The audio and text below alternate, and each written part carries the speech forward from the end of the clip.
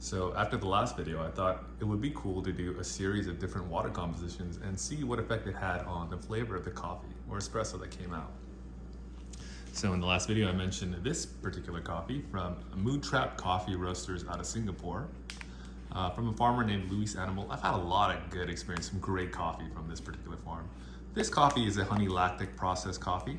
Honeys, like naturals, can have the issue of some fermentation, and that's kind of what started me down this particular coffee dialing in this occasion, where I was trying to get rid of some fermented flavors in the coffee I was drinking.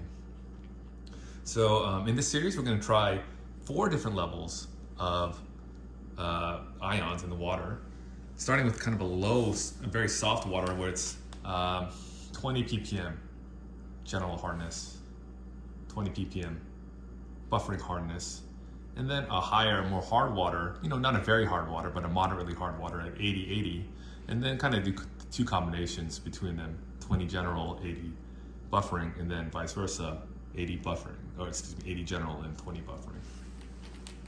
So I showed you how to mix water in the previous video. I'll just link it in the description so you can take a look at how you would mix water. So I'll show you just once how I actually pull these coffees. And I'm gonna pull every single water exactly the same way, or as best as I can to my ability.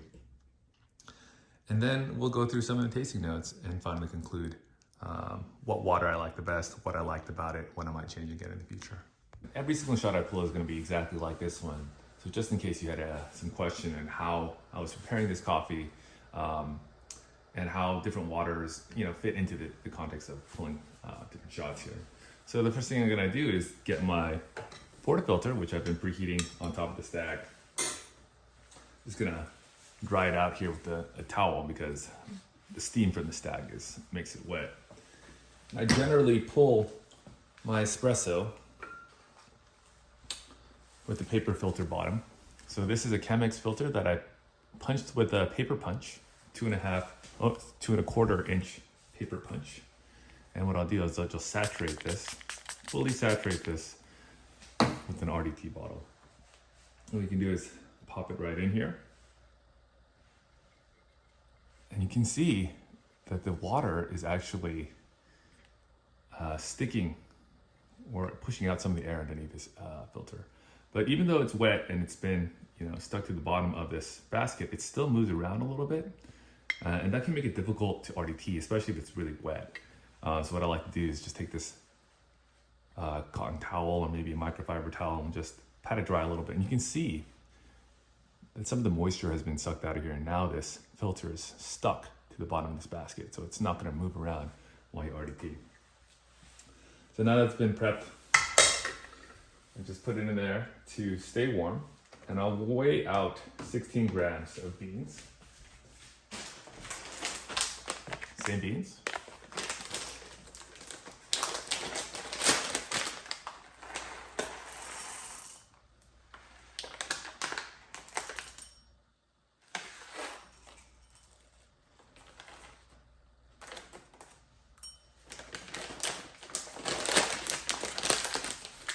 That's 16.23 grams. I usually go a little bit over, and so I don't like adding a bean. It's easier to remove grounds and take grounds out. And I'll give it a couple sprays with this RDP bottle. And just shake it up.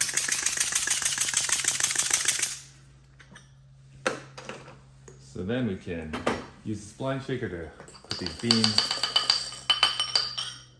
into the grinder. Tear out our dosing cup so we can know how many or how much ground coffee is going into our shot, and then we'll start the grinder.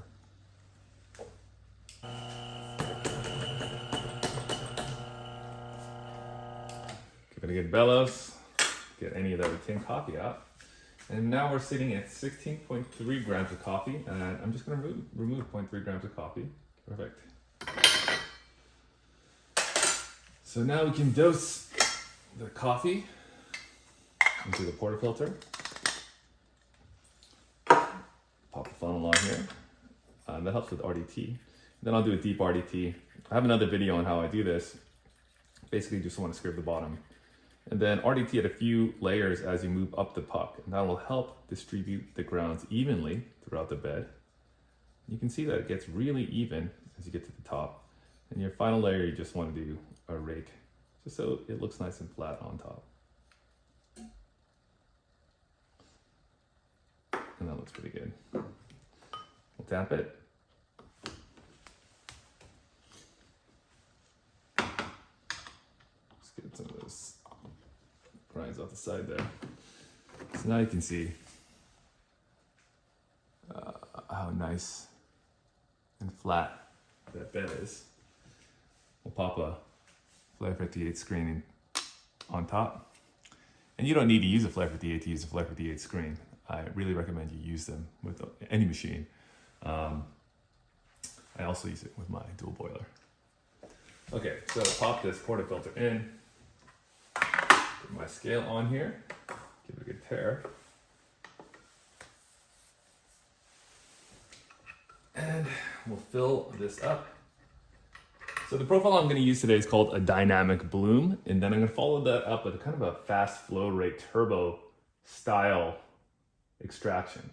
So dynamic bloom is when you very quickly pre-infuse the coffee to about 6 or 7 bars, and then you want to let off the pressure and let that pressure naturally fall to about 2 to 3 bars. And then you want to initiate your final pull. So during the dynamic bloom, you don't want to let go of the lever, but you just want to hold it steady. So here we'll get it up to about 6 bars. And I'm going to hold it here until it drops to about 2 bars. And then I'll pull the rest of the shot, aiming for 48 grams out. 30, 40, and we got to a little high on this at 49.7.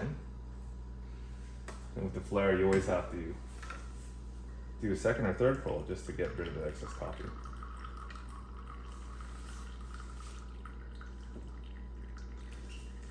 So I'm gonna let this one cool down, and then we'll mix it up and give it a taste. Here's this nice little coffee here. You can see the beautiful crema. Looks great. So in a moment, I'll come back and taste this coffee. Okay, so I cleaned up a little bit. Shot's cooled down. You can see the crema's dissipated. I'm just gonna stir it and let's give it a taste.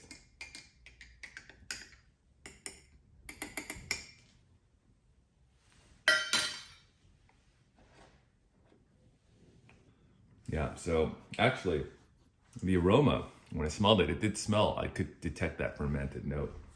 When I first sip, it's actually quite fruity. I'm not gonna say that the fermented note is not present, but it's definitely not overpowering. Yeah, it's actually really fruity, really nice. A bit on the acidic side, so for those of you who aren't super into light roast, it might be, a coffee like this from Mood Trap might be a little on the sour side for you, but very citrus forward, the acidity. Yeah, kind of like a really tart, kind of like a cutie, if you've had something like that, or a tangerine. And that fermented note, it really, especially by the third or fourth sip, you're not tasting quite as much as I was on the first sip. It's a little bit lighter in texture than you would get from something like out of a dark roast. It's got a hint of sweetness. I wouldn't call this a sweet coffee. There's maybe a touch of bitterness, but really not bitter at all. Yeah, this is definitely defined by its tartness, its orange-like acidity. There is a kind of a hint of creaminess, vanilla-like flavor. Not really getting any dark chocolate notes. So it's really a very light, lively coffee. So next we'll try something with a little bit of a higher buffer. We'll try a 20 general hardness, 80 buffering hardness, and then we'll see what that tastes like. All right, so this is cooled down a little bit. You can see again, the crema is dissipated. And give it a smell. You know, when I first pulled a shot, it smelled, had a bit of a Chinese medicine kind of smell to it. It had that ferment funk, but a little bit more of this Chinese flavor, Chinese medicine flavor. That's not going to be a taste that's familiar to everybody, but I'm Korean. So if you're Chinese or Korean, or you're used to taking Chinese medicine or Korean ginseng or something like that, it really has that sort of, had that smell. But now that it's cooled down, actually, yeah, it's still there in the background a little bit, but not quite as strong as it was. So let's give it a quick stir.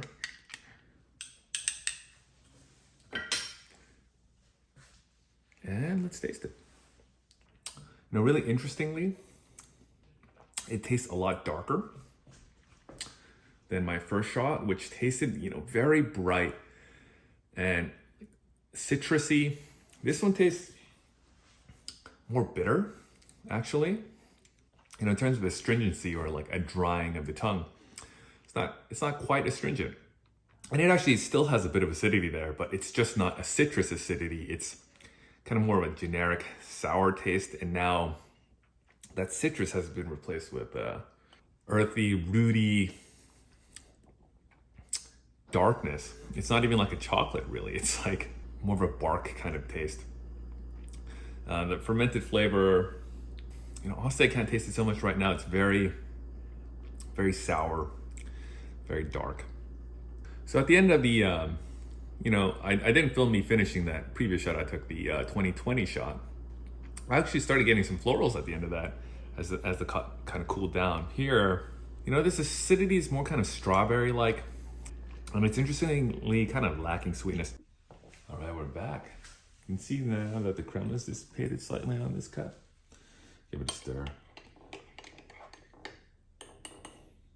Still a little warm, actually. You can see the steam coming off it. But let's give it a taste. Interesting. So that ferment flavor here is actually not very strong at all. Tastes a little bit, but it's more sweet and tangy. This is actually really good. It's a bit creamier, I would say, thicker in consistency, or it tastes that way anyway. The acidity is very actually mango. I think some of those fermented kind of flavors are mixing with some of that acidity, and it's coming out to be a little bit more tropical in flavor. Not quite pineapple, definitely kind of a mango, a little citrus, but very sweet, very nice. I think so far I've really enjoyed both the 2020 and the 80-20. The 2020 was very juicy, very mouth-watering in a way. And this one, it's definitely got a little bit more balance. Still, don't get me wrong, this is a light roast espresso. It's definitely still very acidic, at least relative to, a medium or a darker roast. But it's more balanced, for sure. It's got more sweetness to counteract some of that acidity. And honestly, a bit more Maillard kind of flavoring. That sweetness is more brown sugar than, a cane sugar kind of taste. There's a nice kind of lemon blossom type florals in here as well. So this is actually quite a nice cup. I'm enjoying this quite a bit. All right, so the last one we'll do in the water series is an 80-80. All right, so that coffee is cooled down. This was the 80 general hardness, 80 buffering hardness shot. Let's give it a quick mix.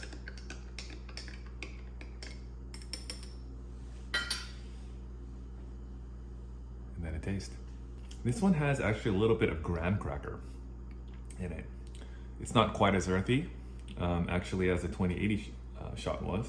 It's not as juicy as the 2020 shot was. And I wouldn't say it's as rounded as the 80-20 shot was. I guess it has a little bit more kind of earthiness than that 80-20 did. Yeah, it's got a very lemony, limey acidity. It's pretty nice. It has a good amount of sweetness to it. Definitely more earthiness. I guess the higher buffer espresso, for this particular coffee, this is not always in the case for every coffee, but for this particular coffee, I think it's doing a little bit better in terms of cleanliness of taste at the lower buffers. So for whatever reason, that higher buffer is either extracting some more earthy flavors, or when those flavors are neutralized, they tend to taste a little bit more earthy. Definitely very citrus heavy espresso here. Actually a little bit of rind as well. That grapefruit kind of bitterness. And actually in the finishes, there's quite a bit of sweetness. It's not as brown of a sweetness, I guess. It's not as Maillard as I think the 80-20 shot was, but fairly subtle actually. This is another really good coffee. So I'll come back with conclusions in a second. All right, I thought that was a really interesting experiment. If I had to pick my favorite, by far it would be the 80-20, 80 general hardness, 20 buffering hardness, because that was just the sweetest and the creamiest.